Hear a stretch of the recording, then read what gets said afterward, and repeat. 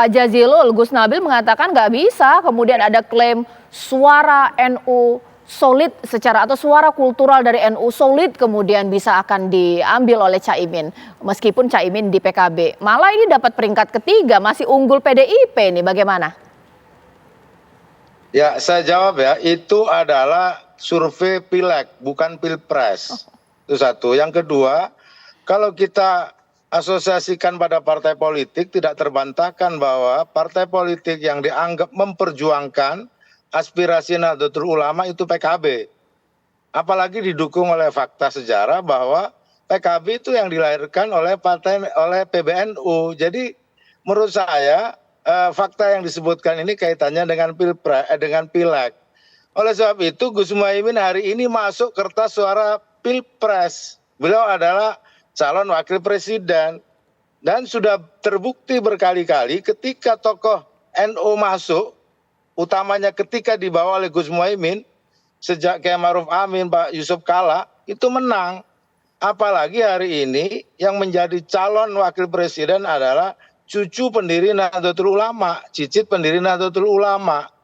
Maka secara kultural para kiai-kiai yang memiliki kaitan kultural dengan pesantren, saya yakin akan ke Gus Muhaimin. Kecuali nanti ada tokoh NU yang lain. Nah, itulah yang saya sampaikan sebagai bagian dari data setiap perjalanan pilpres. Nahdlatul Ulama atau Nahdien selalu menjadi rebutan. Tokoh Nahdien menjadi rebutan. Dan hari ini mandat itu diberikan kepada Gus Imin, cucu Mbak Bisri Sansuri, pendiri Nahdlatul Ulama. Kader tulen NU, dan itu nggak bisa dibantah. Pakai data apa untuk membantah itu?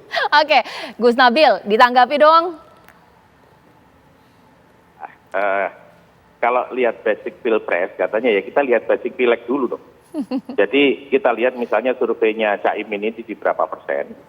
Kalau surveinya Caimin ini di bawah surveinya PKB, maka ya sekarang Caimin harus harus berusaha keras meyakinkan mengambil masa PKB dulu, gitu kan?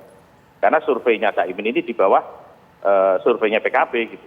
Jadi saya kira tidak terlalu khawatir lah. Dan kemudian kalau soal berjasa terhadap Nahdlatul Ulama, kita tahu bahwa di di DPR untuk menyusun undang-undang saja itu kita nggak bisa sendiri, harus bersama dengan partai-partai politik yang lain. Kemudian kalau kita lihat di PDI Perjuangan misalnya, hari ini ada 109 ya, kepala daerah maupun wakil kepala daerah yang berasal dari kader Nahdlatul Ulama yang kemudian diusung oleh PDI Perjuangan. Nah, saya kira kita ingin bekerja terus ya, bekerja keras untuk mewujudkan kemaslahatan bagi bangsa, termasuk di dalamnya Nahdlatul Ulama. Dan saya juga sepakat bahwa pengurus besar Nahdlatul Ulama ini juga harus bisa kemudian menjaga dengan seluruh partai politik bahwa ada kader-kader Nahdlatul Ulama yang berjuang di partai politik yang lain yang ini juga harus mendapatkan perlindungan dari Nahdlatul Ulama. Ya.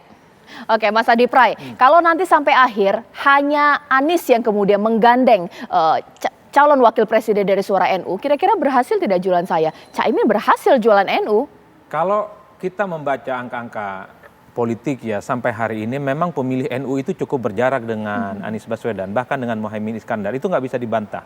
Ada tembok tebal yang sebenarnya membuat kawan-kawan NU, Nahdliyin itu agak tidak mau memilih Anies Baswedan. Tentu karena ini tidak terlepas dari irisan ideologi, visi misi dan common platform yang beda.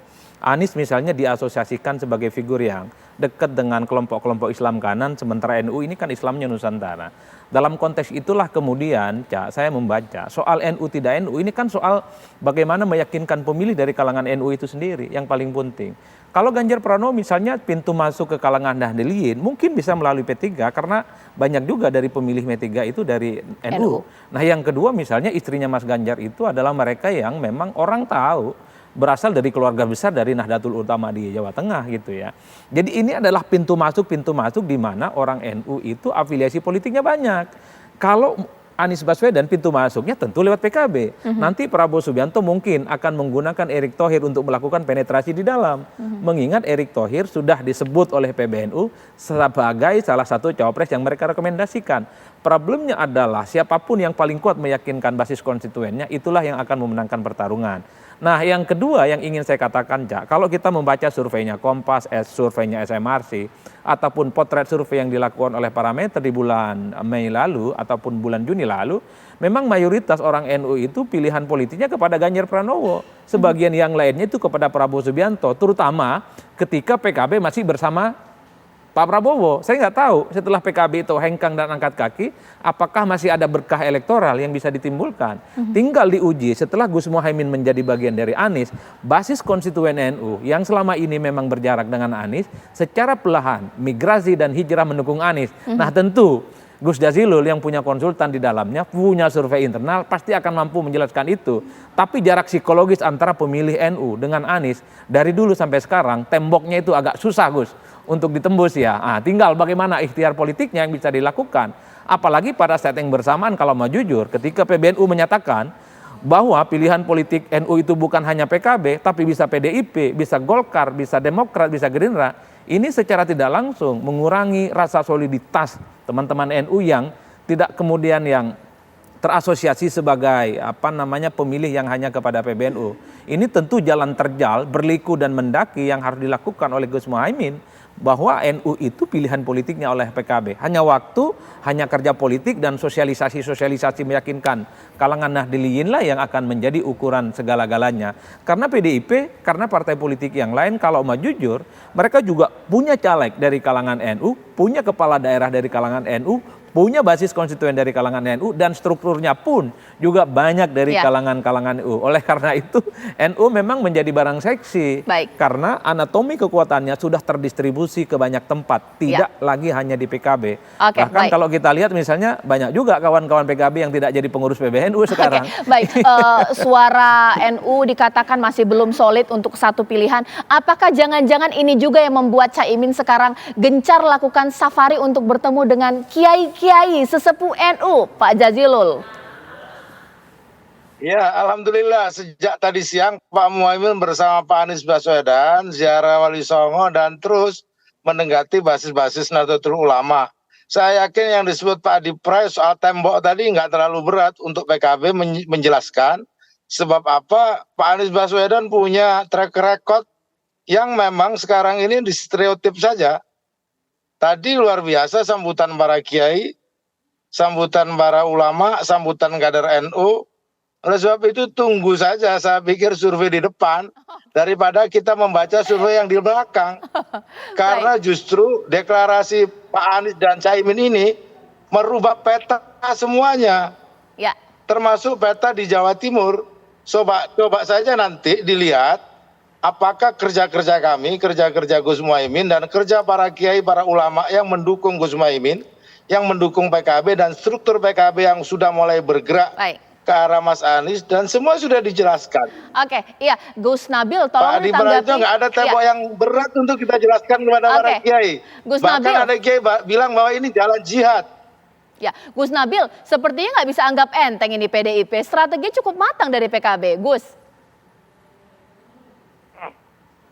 Saya kira kita tidak perlu mengkhawatirkan dinamika yang ada, apalagi kita khawatir tentang Caimin, karena Caimin saja belum bisa mengambil atau meyakinkan basis suaranya PKB itu sendiri kalau kita melihat dari hasil survei.